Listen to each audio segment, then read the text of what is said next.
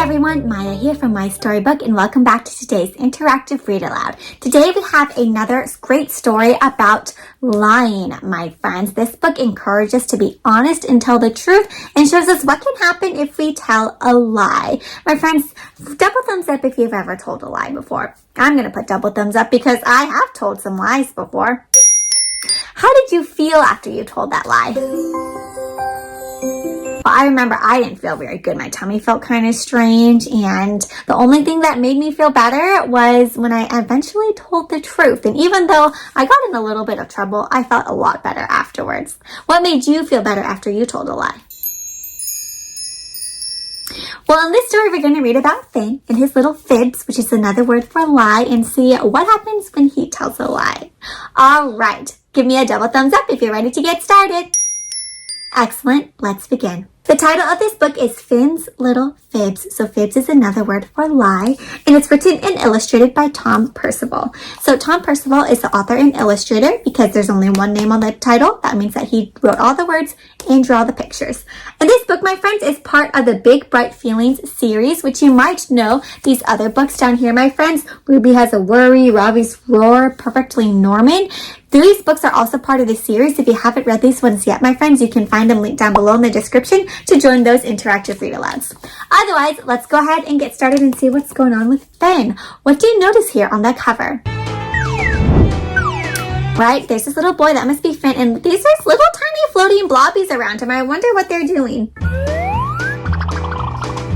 I see them in different colors. Oh, I wonder what those things are. What are they? Let's find out. Here's our title page. It has the title of our book, Finn's Little Fibs. And here I see this is probably where they live, the setting of the book, where the story takes place. What do you notice about where the setting is? Yeah, it seems like it takes place at the beach. Looks like the ocean's right here. Here's our friend, Finn. Finn was buzzing with excitement. That means he's super excited. He was spending a few days at Grandma's house with his sister, Simone. He gets to visit Grandma. That's why he's so excited, my friends. Do you get to visit your grandparents? And if you don't, who is someone that you are really excited to get to visit? Someone you're buzzing with excitement. Wow. Sounds like you probably have a lot of fun with that person. Finn loves staying there at his grandma's house. Grandma always bought them treats. Yum, yum, yum. What do they got? Ooh, some toys. She took them to eat picnics at the beach. Best place to eat. And she let Finn stay up a whole half hour later than usual. It was so fun. Do you, my friends, what is your bedtime? Do you ever get to stay up later?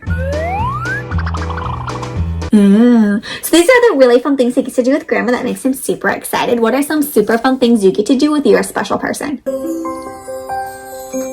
That sounds so fun. Grandma's house was also filled with all sorts of wonderful, beautiful, but very fragile things. Fragile means they can break easily. Finn was usually extremely careful in Grandma's house, but today he was a bit over excited, and I see he's bouncing his ball, and what do you think might happen? He bounced his ball higher and higher and higher until crash! What happened, my friends? Finn stared at the broken clock in horror. How is he feeling? He is scared because he knows he did something wrong. And how do you think Grandma's going to feel when she sees that? He tried his best to fix it, but it didn't really work. And then Grandma walked in, and she looked at the mess, and she looked at Finn. What do you think Finn's going to say? His tummy twisted, his mind raced, and that was when it happened. Finn told a fib. He told a lie. Simone broke the clock, he said. I was just trying to fix it. Is that the truth? Who really broke the clock? It wasn't a big fib. It could easily have happened, right? Simone could have broken it, but as soon as he said it, pop! Oh, what is that, my friends? It looks like our little thingies on the cover. A strange little blob appeared as soon as he told a fib. Grandma didn't notice the blob, but she did ask how Simone had reached the clock, because it was way up there. How could Simone, who was really teeny tiny, younger sister be able to do it. And what do you think Finn's gonna say? Uh-oh. Finn panicked and told another fib. Oh no, because he told one little lie, now he has to lie again, my friends. Sometimes that's how lies work. You think you're just telling one, but then you have to tell more and more. Immediately, a second blob appeared. Grandma didn't notice this one either, but she did look very sad about her clock. And it made Finn feel funny inside. You think funny in a good fun way or funny in a bad way? Probably not in a very good way. The next day, Mom and Dad called, and after they'd spoken with Grandma, they asked Finn about the clock. And you think Finn's going to tell his parents the truth? Somehow, another fib slipped out and pop! And a third blob appeared, and now he's telling another lie. What's going on in this lie? Something about chasing the cat, Simone knocks over the clock. And now that he started fibbing, it felt impossible to stop. All weekend long, the fibs about the clock just piled up around him. He's saying all these different things about what happened, my friends. What is going on? What is he telling? What are some lies that he's telling? They're probably like, well, why was the cat running? The cat was chasing a mouse, and then she saw the mouse, and the mouse was on the clock, and then she was going to jump on it, and Simone chased them. All of these lies. All of a sudden, he has all these blobs. Finn couldn't snuggle on the sofa because all the fibs got in the way. All these bad feelings got in the way. He couldn't get and snuggle. And he didn't want to play with Simone because the fibs made him sad. And he couldn't eat his picnic lunch because the fibs made his tummy feel strange. Finn felt awful. So my friends, all of this lying makes him feel really bad, right? He can't even do anything. He can't even have fun. I wonder what would have happened if he just told Grandma the truth in the first place. What do you think Grandma would have said? Yeah, I don't think she might have been this mad. If only he never told that first fib, but he had. And it was too late to change that now. Or was it? There was one thing he could do. What could Finn do now? He can't go back and not lie, but what can he do instead? He could tell the truth. Finn's face grew hot, but what if Grandma got angry? But he knew he had to do it anyways. It was me, Finn said suddenly, the words tripping over themselves. I broke the clock. I'm really sorry. I blame Simone. What is Grandma thinking, you think?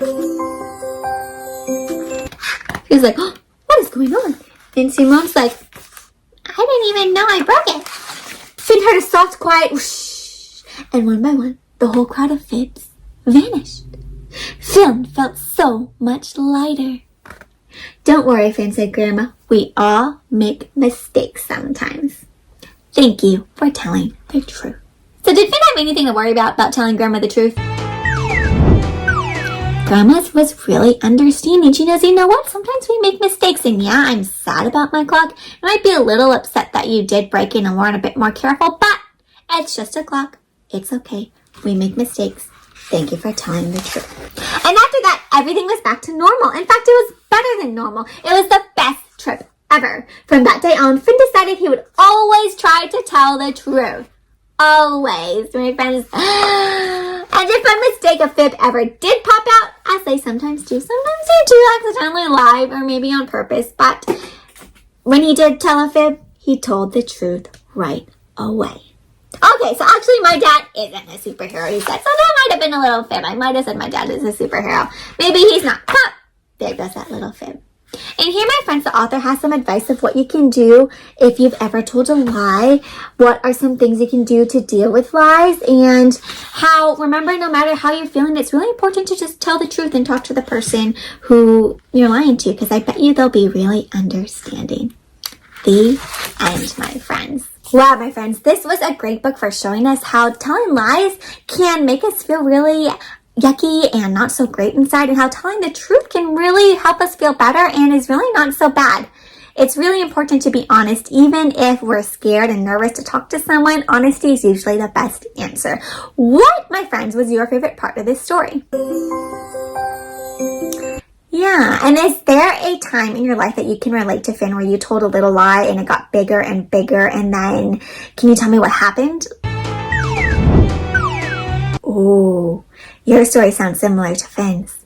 Alright, my friends, well, I hope you enjoyed this interactive read aloud. If you did, please give this video a thumbs up and click on that subscribe button to keep up with all of our interactive read alouds. Remember to check out the other books in this series. You can click on the links and down in the description where I've linked all the other interactive read alouds in the Big Bright Feelings series.